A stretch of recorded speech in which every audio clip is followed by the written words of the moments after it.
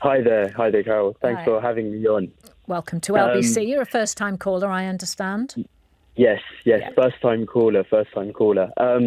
So essentially, I am pleased. I am pleased as a young person in this country. I am pleased to see the posh boys out of government. Although I do think using the term posh boys is a little bit derogatory, but I understand what it's trying to insinuate. And the thing is, for me, I personally believe, there, as humans, millions of humans around the planet, we are like a drop of water in the ocean, right? So our perspectives are so limited according to what we've experienced in our lives.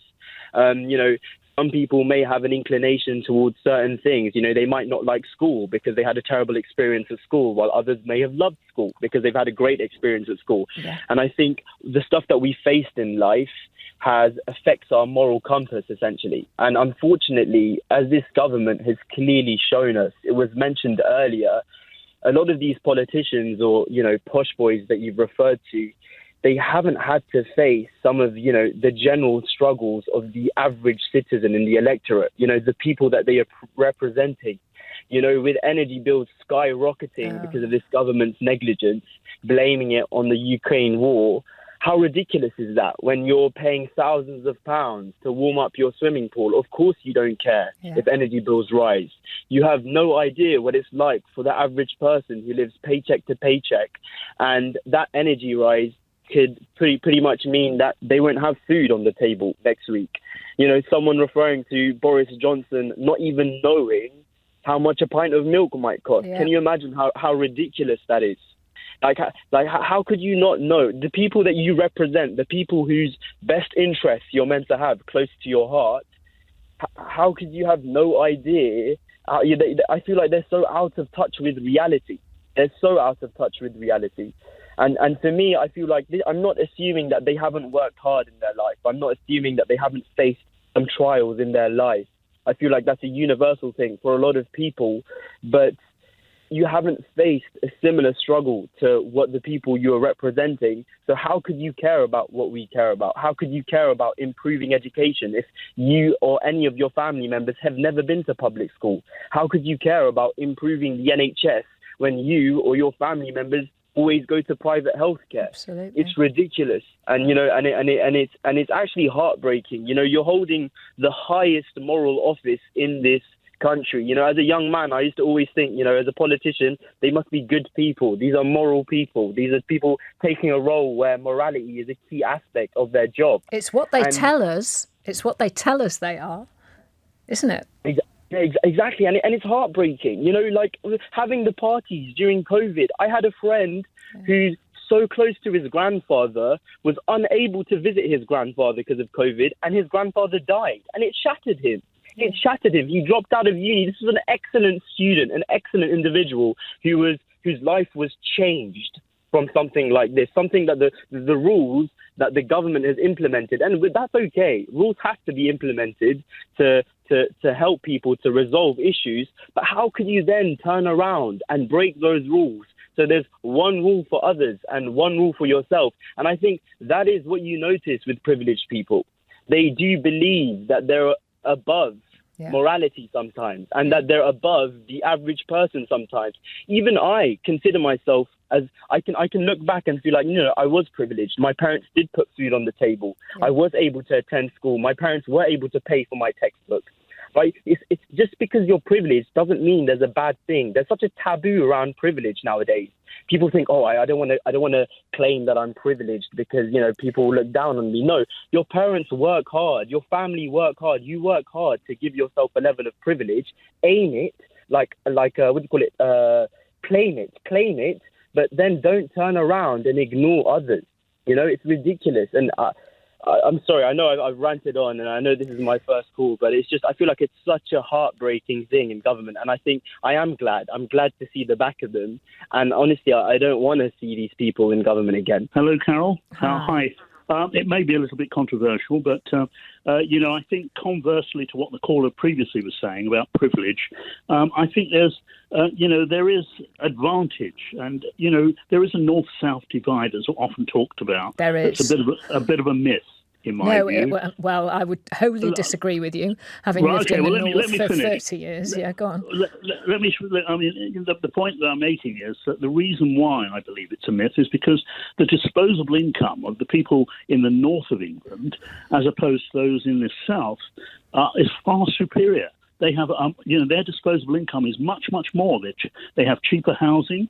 They have less classes, children in the classes.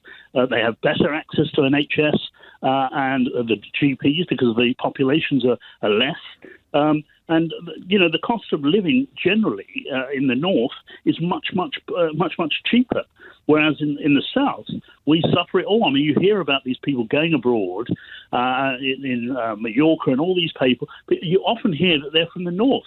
I couldn't afford, when my children were growing up in the south here, I couldn't afford to take them abroad and all that kind of stuff. And the bottom line for me was, that we can't. It's a kind of a competition between the north and the south. I think hopefully now this new government will set that aside and not talk about this north-south divide nonsense and bring in some, we can then perhaps move all together forward together rather than this divide. And I think that's where we need to be now. But the reality, Carl, is that there is a divide, and you look at even life expectancy. If you look at even life expectancy between the wealthy areas in the southeast and the poor areas, for instance, in Blackpool, you're talking about years difference of even life expectancy. And so and a lot of government money, much more is they're facts, that is funneled towards the southeast proportionately than it has been into the north and the southwest. The southeast. The southeast are predominantly the income generators. The financial service industry is what produces roughly about a large percentage of our GDP, and they're predominantly based in the south. Well, so they are the income generators. And so at the end of the day, we have to respect the fact that there are income generators predominantly in the south. The cost of living in the south is much greater. There are major disadvantages of living in the south, but people persevere because it's employment and various other things. And I think it's important that we stop trying to divide the situation. I mean, because the disposable income is very, very much more in the north. They have cheaper housing. Carl, can I just ask you, when was the last time you went to the north for any period of time? Well, actually, my in-laws are Scottish. My in-laws are Scottish, so yeah. I was in Edinburgh, last year. Okay, Edinburgh, which is a very wealthy area of Scotland. So Manchester, Liverpool, we've had people ringing in from Macclesfield and so on. Lichfield. How much does it cost? Loughborough, Leicester, it isn't like that. And that's why, and Lincoln and all sorts of places. How much does a house cost in those areas? I haven't got that data with me, obviously. But they feel, Carl, as though they are left behind. And there's a reason why they feel they're left behind, because they are left behind. The bulk of what we pay to live in the south is housing. Listen, so housing I'm not arguing with that point, but what I am saying is you're saying that everyone in the north is like better off than people in the south. I'm not saying they aren't, Carl. And very seriously, you should go up north and see the difference and live the difference. Now, Manchester is quite a pocket of wealth, and you have a little bit of that in Cheshire. You'll kind of see it where certain areas have that. But by and large, people feel left behind. And that is why I believe, and people ringing in are saying so, that you're getting this huge reform vote in areas where people feel left behind. But I really do appreciate your call, Carl. I really do, genuinely, because it's good to have, different opinions. And so thank you for ringing in. Ring in again anytime. You're very welcome, sir. We're going up to Cumbria to talk to Lorraine in Whitehaven. Hi, Lorraine. Hello, Carol. Such a privilege to speak to you. And can I just start by thanking you tremendously for keeping me sane. I said the same to James O'Brien. I only ever ring in to do with education issues. Right. And listening to this question, I'm a former deputy head teacher, and I am absolutely delighted that the posh boys, or whatever you call them, or whatever anybody wants to call them, have gone. And it's not prejudice and it's not bias. It's because of the simple fact that once those people were elected in 2010, once they have their feet around that cabinet table, they changed education policy for everybody in the state education system, which is 93% of the young people in our country attend state schools. And in 2010, we had a national curriculum, we had training courses, we had open book exams, which valued a student's ability to apply themselves in an exam. We had funded schooling, we had teaching assistants, we had a special needs service that worked. Yeah. We had a good education system. And because the government then became inhabited by predominantly private school educated individuals with power, they used their power to reshape the education agenda and experience in this country based on their own narrow experience. And that has been unforgivable because the majority of students in this country do not have the privilege of attending these very, very affluent schools. And I know not all independent schools are affluent, but most of them by definition are. They are businesses.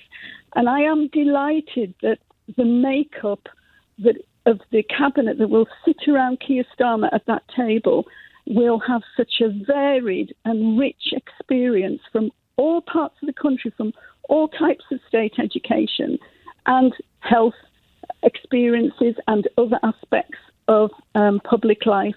And hopefully they can shift the way that our society is shaped by policy which is inclusive, not divisive. And I just feel so strongly that, particularly Michael Gove, he has left us an impoverished education system. And it was all based on him wanting to recreate his experience of schools when he went to school. And that is wrong. That is wrong. And I just feel so passionate about this. And I do believe that this makeup of the current cabinet will help, hopefully, to shift the balance. Lorraine. And I don't think it's about being posh, really. It's about being able to see, unlike your previous caller, Carl, who I was shouting down the phone at. You've got it all right up north, he says. He's completely unable to see anybody else's experience other than his own. Well, it's good that he rang in, though. I like people ringing in with their different views, I have to say.